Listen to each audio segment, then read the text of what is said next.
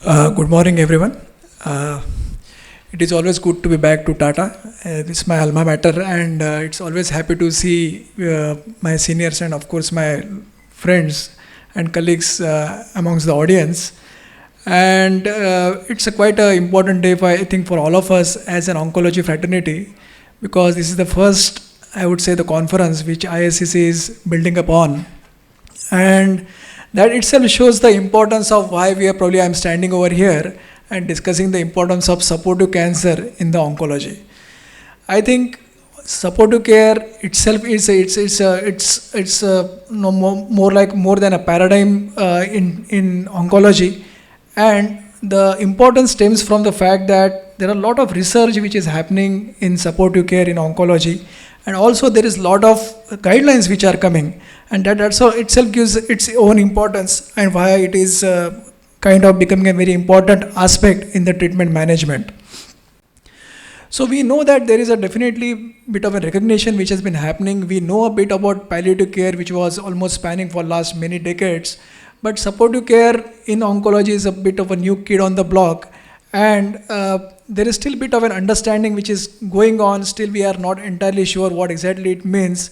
I hope in future probably Tata might come up with one of the specific branch of, or more like a DM or MD in supportive care, and that is very much possible, because this particular aspect of oncology deserves its own importance. Now we know that it is basically required to really support the patient both physically as well as psychologically, which is a very important aspect of cancer care.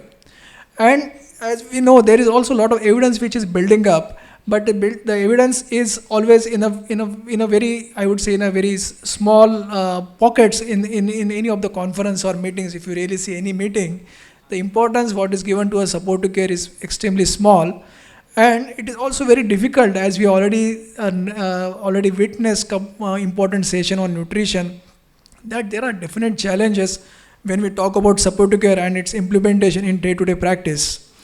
So when you really look at the broad-based definition, what we really look at, this is directly cut pasted from the MSCC homepage, that it is basically of the prevention and the management of adverse effects as the patient goes through its cancer and its treatment.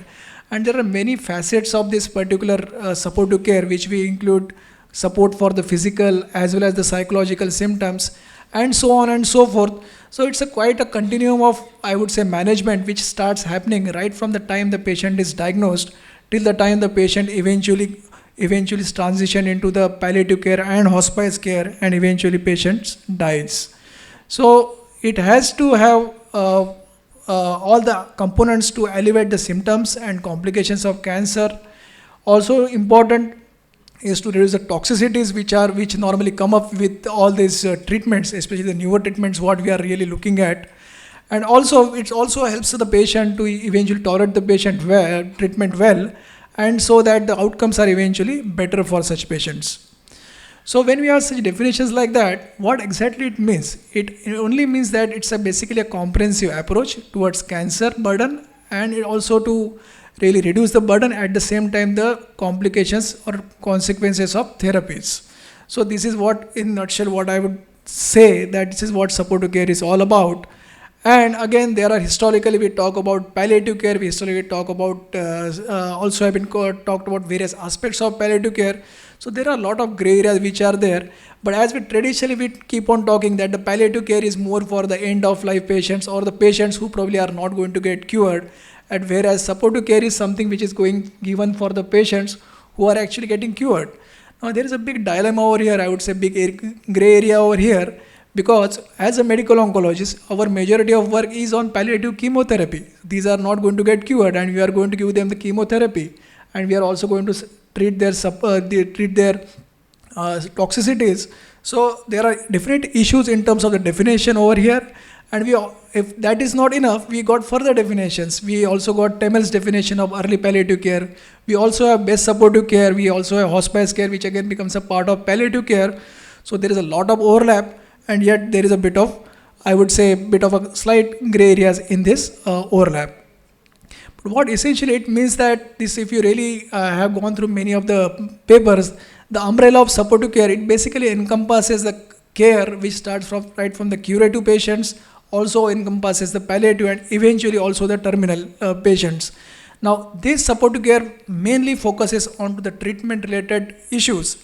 That is, whenever the patient is on treatment for curative intent or for that matter palliative intent, the supportive care really kicks in and which is eventually transitioned.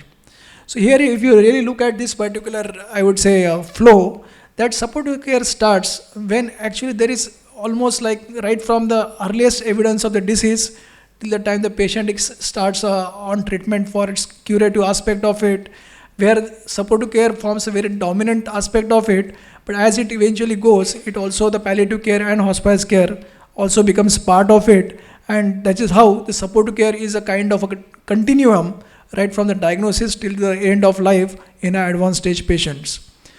So this list is neither too exhaustive nor it is complete, but this list does tell you that what are the aspects what we are looking at, and I am sure in the today's deliberations we'll actually probably are going to touch upon almost all the aspects what we are going to talk about supportive care.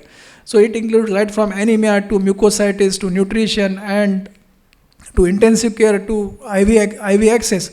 So there are many aspects of it, and each and every I would say topic deserves its own importance when we talk about supportive care in cancer patients. Another way of looking at supportive care in oncology is also looking in a more holistic manner, apart from only a symptom control, but also to look at the other aspects which are always play important role in the background in the patient's life, which is more about survivorship, which is also something to do with the financial aspect, which is something to do with the palliative care, the psychiatric or the psychosocial support, the social support, the spirituality. So again, this is again which is completely neglected aspect when we really look at the patients and its treatment. And the very reason is that as a medical oncologist, I think most of us are guilty to the party. For the very reason we are more focused on improving the patient's survival, how to push our survival curves up, and that is the entire focus is based on all the time. And rather when we are really looking and in that way, we probably miss the important aspect of the patient's treatment, patient's management, which is more of an art. Also along with that, also coming as a science as such. So what are the modern day challenges? So how the things have changed in the recent times? We all know that the population is aging. We also know that the patients not only go for the first line, many patients eventually land up in second or third line. So multiple lines of treatment means multiple lines of complications, and that are need to be seriously looked at. Also there is increased and prolonged treatment trajectories. We all know that in India especially the patients do present at a much later stage, which are already in a where the patients are already struggling right from nutrition to other aspects. So this becomes very important, and we also know that the modality is also adding to it. Now, what are the problems over here? The problem is that there is a gap in the provision of supportive care in the cancer is not easily and adequately explained to the patient by economic factors. Since such interventions tend to be least costly component of cancer care, and for the in terms of pharmaco or economics, you can say that it is not on the radar for most of the pharma companies why supportive care should get its due importance, because there are not too much of big returns when we talk about patients and their supportive care as compared to any conference. You might say that there is a lot of focus on treatment and I would say the Kaplan-Meier curves. So that is a big difference. And there is also a lot of stigma and discomfort towards emotional distress, suffering, dying and death. And that is a real aspect of it. Again, as we also know that we are also in the era of targeted therapies, chemotherapies, immunotherapies. There is a lot of change, makeover which is happening also in patient in terms of the treatment management. And again, as I said, the focus again more shifts more on the technology and more on the biology rather than the comfort or the comfort aspect of the patient. And there are of course some health related policies which are again struggle, which also eventually makes the patient struggle in terms of getting some basic support in terms of their some basic medications as they go through. So if I want to summarize, as I said, it's beyond semantics. It means that we have got a lot of different definitions.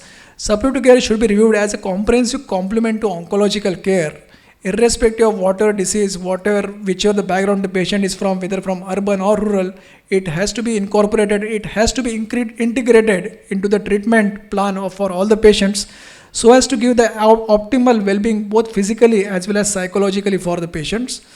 And that basically includes 3 stages, that is immediate acute issues of the patient, like when the patient is on treatment or chemotherapy, what are the important side effects, what we are going to really manage that patient for. Also, we know that the pain which comes not only from disease but also from surgeries, but also from medicines and for that matter radiation, and there are some chronic complications which are also of course there.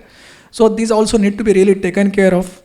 And once we know that the oncological therapy is not longer curative, it is, of course, we also know that it's a final approach towards life, and that is the time it becomes even more important. It's my last slide. So these phases should have overlapping areas and requires communication, understanding, and caregivers as well as coordination with oncologists and also with all the stakeholders when we are trying to treat the patient in a more holistic approach. So with this, I think I thank everyone, especially the ISCC, the new baby of course, I would say Indian oncology community, to really take this particular aspect forward.